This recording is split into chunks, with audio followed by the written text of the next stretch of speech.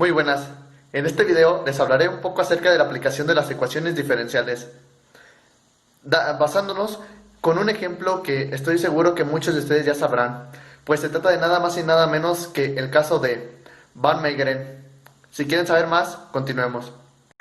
La aplicación de las ecuaciones diferenciales dentro de nuestra vida diaria es muy importante. Es muy importante porque existen algunos ejemplos que resultan demasiado interesantes. Tal es el caso del ejemplo que daremos a continuación. Han van Meegeren nació en Deventer, Netherlands, el 10 de octubre de 1889. Fue un pintor y retratista neerlandés y es considerado uno de los más ingeniosos falsificadores del arte del siglo XX.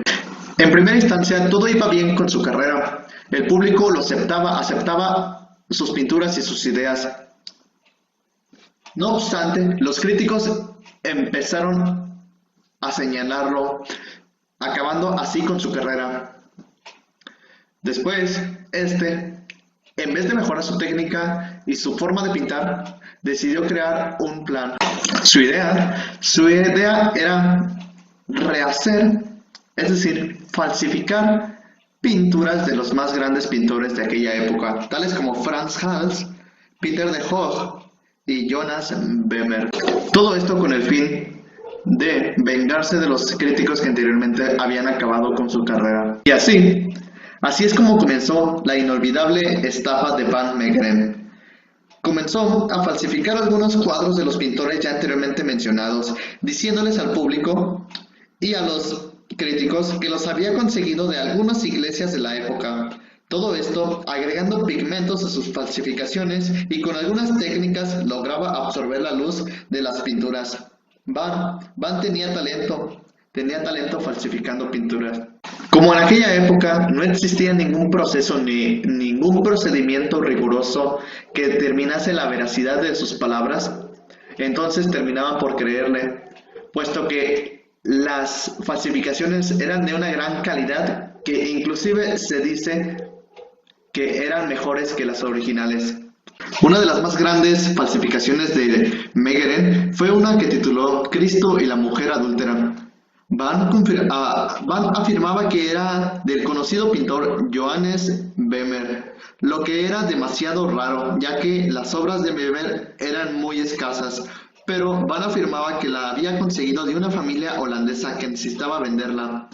Fue su más grande falsificación, que inclusive algunos valuaron que era auténtica. Tan sorprendente e increíble era la noticia de que existía un Vermeer en aquella zona, que llegó a oídos de gente muy poderosa de aquella época, entre ellos un político y líder militar nazi llamado Hermann Göring. Hermann Göring era un apasionado del arte, tenía demasiadas pinturas, las cuales conseguía en algunas galerías privadas de arte.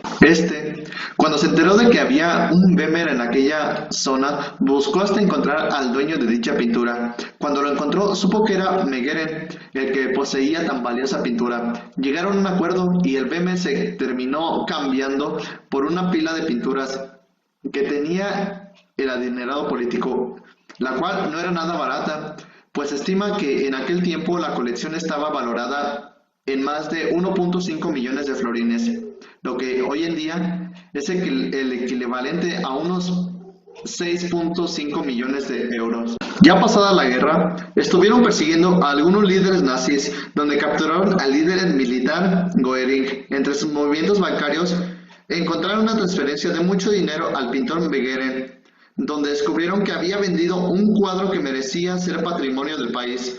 Añadiendo esto, se lo habían vendido al enemigo, así que lo encarcelaron. A Göring lo sentenciaron a muerte. Temiendo esto, Meegeren cedió diciendo que ese cuadro no era un Vermeer. Confesó que todo había sido una estafa. Como nadie creía que estaba diciendo la verdad, Meegeren no tuvo otra opción que demostrar al jurado que él había pintado los cuadros, así que pidió los materiales para comprobar que él los había pintado.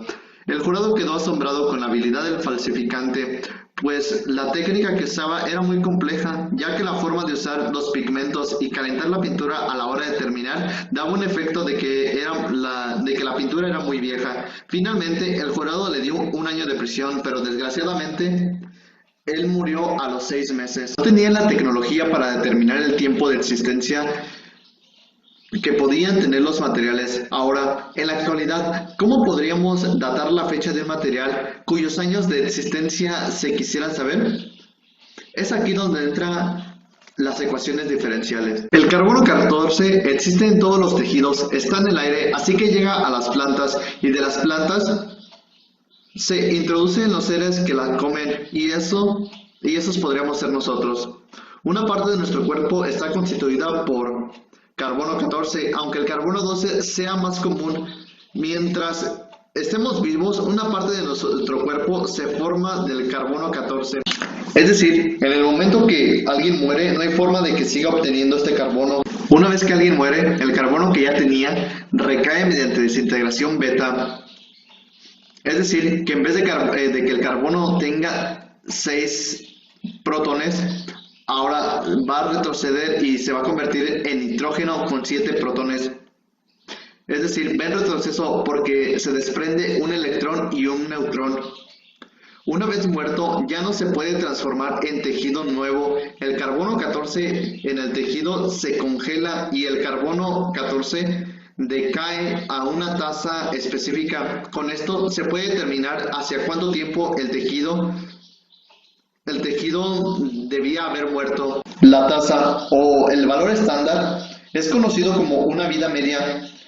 ¿Qué nos quiere decir esto? Que un medio del carbono 14 es igual a 5730 años, convirtiéndose en una constante. Como por ejemplo, si encuentras un fósil y este fósil tiene un cuarto del carbono 14, entonces esto nos quiere decir que es el doble de la vida media, es decir, el doble de los 5730 años, lo que nos dataría que la edad de este fósil es de 11.460 años. Por último, tenemos un ejemplo, el cual nos dice que se analizó un hueso fosilizado y se encontró que contenía la centésima parte de la cantidad original del carbono 14. Determine la edad del fósil. Basándonos en los datos que ya tenemos, podemos decir que dA sobre dt, esto es igual a A por la constante. Y esto es igual a A de t, es igual a A por el número de Euler a la constante por el tiempo. Lo que tenemos que hacer es encontrar la constante de decaimiento. Usando los datos que ya sabemos, podemos decir que un medio de A es igual a por 5730 años, que esto viene siendo la vida media. Entonces pasamos A sub 0 sobre 2, esto es igual a sub 0 por E por la constante de 7730, que viene siendo los años.